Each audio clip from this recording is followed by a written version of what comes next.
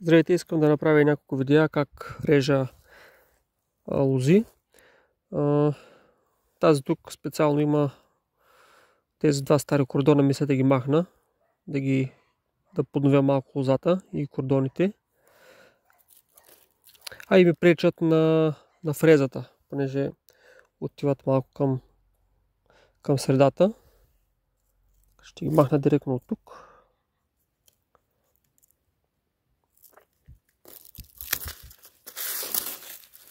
Малко закъснявам с резидбата. Вече е 15 март и забелязвам, че пускат много сок.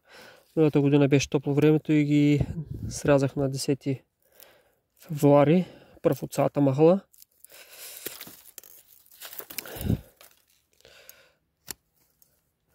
Тия ножици за 6 лева от Kaufland малко дъвчат лозите. Това тук мисля да го оставя за нов кордон, за плодаваща пръчка. Тук ще го завържа. Това тук е стар чеп, който е или съхнал, или е измръзнал. Махам го.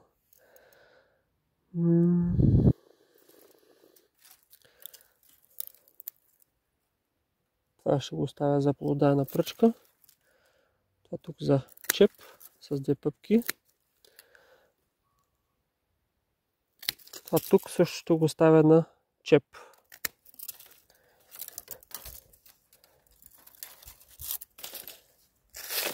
И като ги завържа на така, на 10 пъпки, така също ще стане добре. Да мина долу страна, понеже слънцето малко пречи.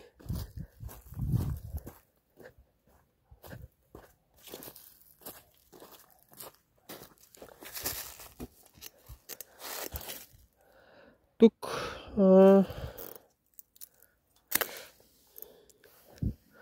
тук ще го оставя за чеп. Това е много черногрозен. Не знам как се наричат все още лозите, понеже съм начинаещ.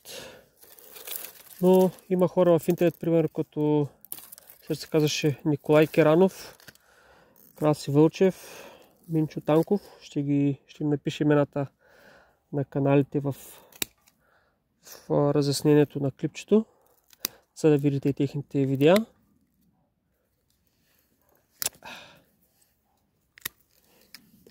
Това малко излиза към средата и ще им пречи на фрезата, но нямам друго за плододайна пъпка. С това ще го сложа така на 10 пъпки. Старата дървесина ще я махна от тук. От тази страна, тази издължената стара дървесина ще я махна. Това ще го оставя за чеп на 2 пъпки.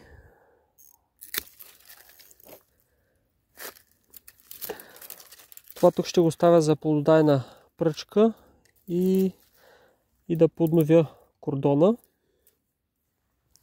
Отдолу ще го оставя на чеп с 2 пъпки.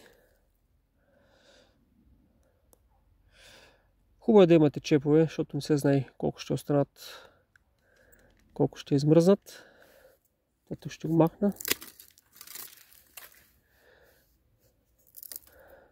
Това тук имам чепове, имам и плододайни пръчки. Това тук ще го изрежа.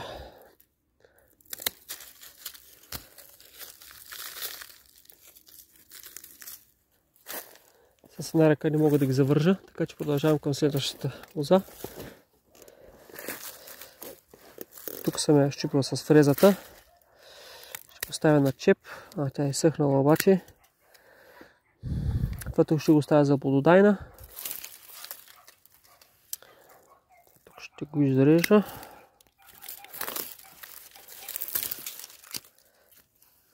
Или на чеп с 2 пъпки. Тази тук ще оставя за плододайна, но е малко тънка.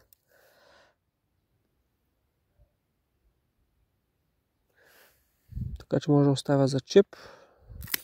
А тази тук да е за полдайна и за продължение на кордона. Така имам един чеп. Тук ще оставя още един. Да има.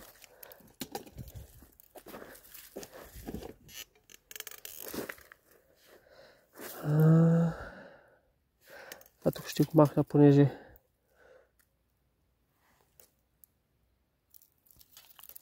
излиза много отстрани.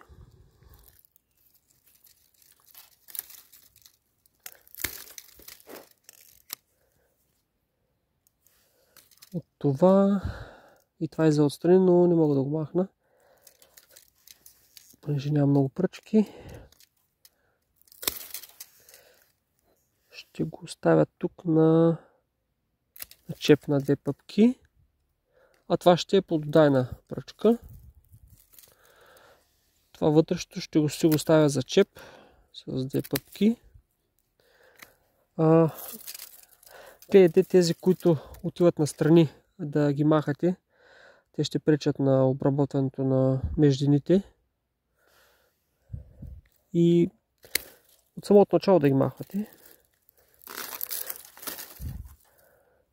Тук ще го ставя за плододайна пръчка, а това за чеп. Така. Също може един чеп. Да чистя малко да видя какво стана.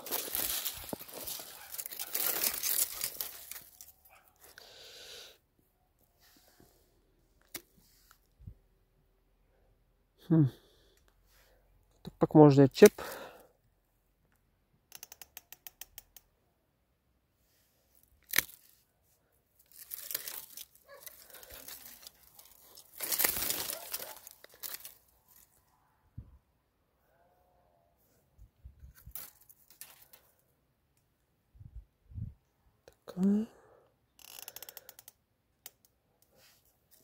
Изсъхнал чеп, който не се е развил.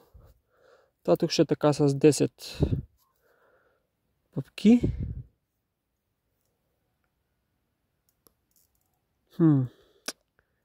Това тук направо ще го махна.